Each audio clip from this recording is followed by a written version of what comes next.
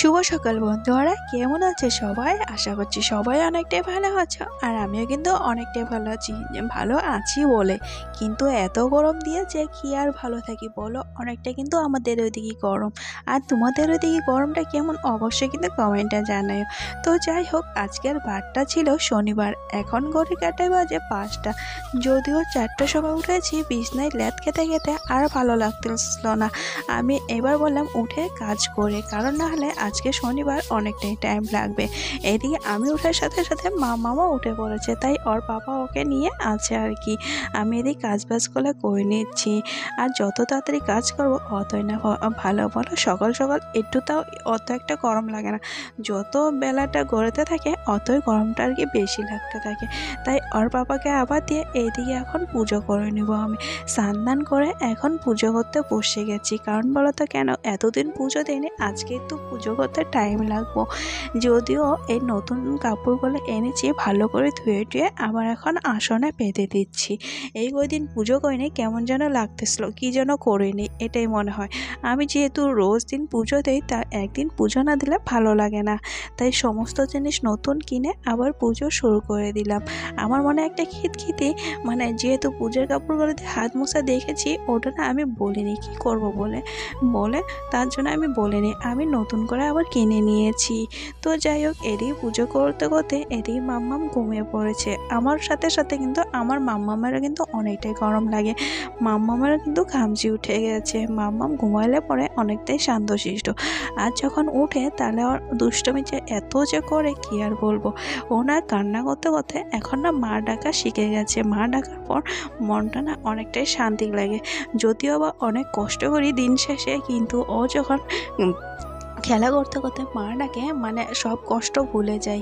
ভাবি এই মা ডাক শোনার জন্য কতই না কষ্ট করি বলো। তো যাই হোক, এদিকে এখন মাম্মামকে স্নান করাবো। মাম্মাম ওদিকে স্নান দান করিয়ে ঘুমিয়ে পড়েছে। এই কচুটা দেখতে পাচ্ছ, এই কচুটা কিন্তু আমি লাগিয়েছিলাম। আমি যখন প্রেগনেন্ট ছিলাম তখন কিন্তু এই কচুটা লাগিয়ে দিয়েছিলাম। আজকে এত বড় হয়েছে। এই কচুর সাথে আরও অনেকটাই কচু হয়েছে। আজকে এই কচুটা উঠে এনেছি কারণ খাবো। এই কচুটা আমরা বলি বাক্স কচু, তোমরা কি বলো অবশ্যই কিন্তু জানাও। এই কচু এরম আর কি 3টা হয়েছে। এই কচু খাইতে কিন্তু অনেকটাই স্বাদ লাগে। তো যাই হোক, নিচটা রেখে দেবো আর টুকাগুলো খাবো। আমাকে তো অনেকটা ভালো লাগে। আজকে যেহেতু শনিবার, তাই বুট ভেজে রাখছিলাম। এদিকে কচু কাটতে কাটতে মাম্মাম উঠে পড়েছে।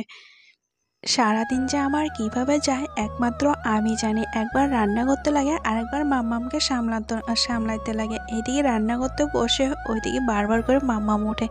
কোনো টাইমে মনে হয় রান্নাই করব না মাম্মামকে নিয়ে বসে থাকবো। এদিকে রান্না না করলে খাবো কি, এটাই মানে কোনটা সাইজে কোনটা করো ওটাই ভাবি। তো যখন ওর বাবা আসে, তাও ওর বাবাকে দিয়ে তাও কাজ বাজ করতে পারি।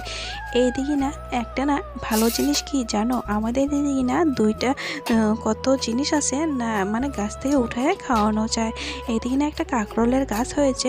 সকালে কাঁকরোল নিয়ে এসে অনেকটা কিন্তু কাঁকরোল, আধা কেজির একটু কম কম হবে, কিন্তু কাঁকরোলগুলো একদম গাছের। ঘরের মধ্যে আর কতই থাকবো মা বেটি, তাই একটু আর কি বিকেলে বাড়াইছি, মানে ভালো লাগতেছিল না, তাই বিকেলের দিকে না একটু আর কি বৃষ্টি হয়েছে। আমি মানে আজকে ওয়েদারে দেখেছিল বৃষ্টি হবে, তাই দুপুর দিয়ে অনেকটা বৃষ্টি হয়েছে। অনেকটা বলতে বৃষ্টিও দিয়েছে, একটু এখন ঠান্ডা হয়েছে। মানে এত গরমের মধ্যে বৃষ্টি হলে কিন্তু অনেকটাই ভালো লাগে।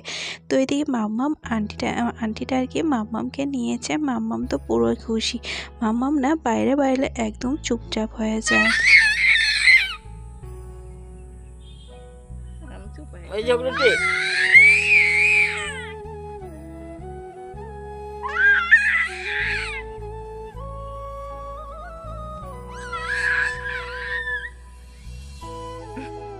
বাইরে থেকে আসার পর মাম্মাম এদিকে ঘুমিয়ে পড়েছে। এখন আমি সন্ধ্যা দেবো। কাপড় টাপড় ছেড়ে নিয়েছি, সন্ধ্যাবাতিটা দিয়ে নি পট করে।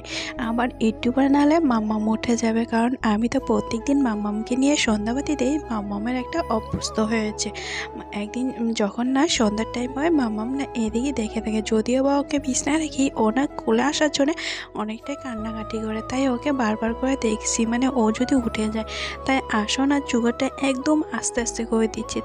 তা মনে মনে ভাবছি ও যদি উঠে যায় তাহলে তো আমারটা শেষ, কারণ ঘরের মধ্যে কতই কাজ আছে, কাজগুলো যে কবে যে শেষ করবো মানে ভালোই লাগে না, মনে মনে এটাই ভাবি খালি।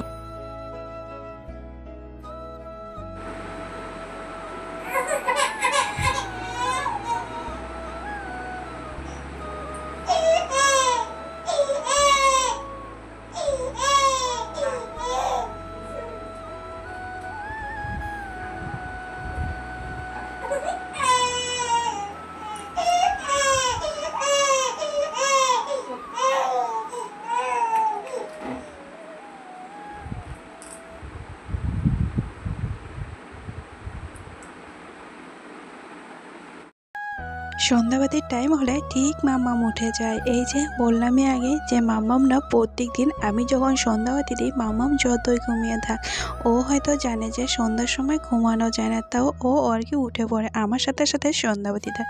তো আবারও মাম্মাম ঘুমিয়ে পড়েছে, তো এখন আর কি পূজার বাসনগুলো ধুয়ে দিব, কারণ সকালে তো সময় পাই না, তাই রাত্রে করে রাখি, যতটা পারি রাত্রে কাজ করার চেষ্টা করি, মানে রাত্রে আর কি কালকের কাজগুলো করার চেষ্টা করি। তো যাই হোক, এদিকে পূজার বাসনগুলো ঘরের মধ্যে মেজে নিচ্ছি, এদিকে জল এনে এনে ধুয়ে নিচ্ছি আর কি। তারপর অনেকদিন থেকে ভাবছিলাম যে এই জায়গাটা গুছাবো করে, আর গুছানোই হচ্ছে না। তো মাম্মাম এখন ঘুমিয়ে আছে, তো ভাবলাম এদিকটা গুছিয়ে নিই। এখন যে ইন্দুরা ভাষা হয়েছে কি আর বলবো, আমার না কত জিনিস কেটে ফেলেছে জানো। এই বাক্সটার ভিতরে অনেকটাই জিনিস ছিল, মানে কেটে টেটে একদম শেষ করে দিচ্ছে। আরও যে উলির মাটি হয়েছে কি আর বলবো, এই ঘরের মধ্যে উলির মাটি হয়েছে, মানে আমি যে রুমটাতে ছিলাম, মানে আগে রাখছিলাম বক্স কাট আছে, ওই ঘরের মধ্যেও উলির মাটি দিয়েছে জানো। জানি না কোথা থেকে যে এই উলির বাসা হয়েছে, যতই পরিষ্কার করি অতই আরও উলি হয়ে যায়।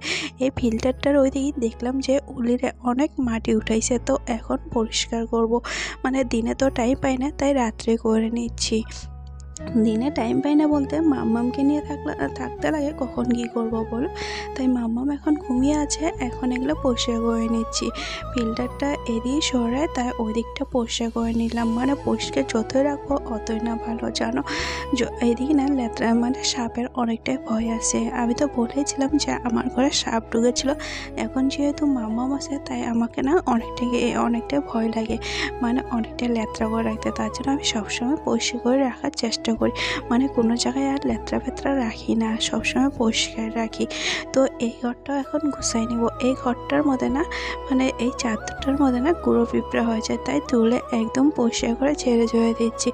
যদিও বা মামাকে এই বিছনায় দেই না, একটা পাটি বেঁধে নিচের মধ্যে দিই। তো যাই হোক, ওই কাজ বাজ শেষ করে এখন আবার এসেছিলাম।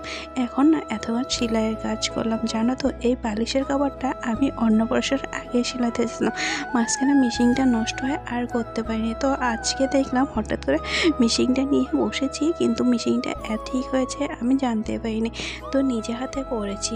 বলো তো কেমন হয়েছে বালিশের কাপড়টা।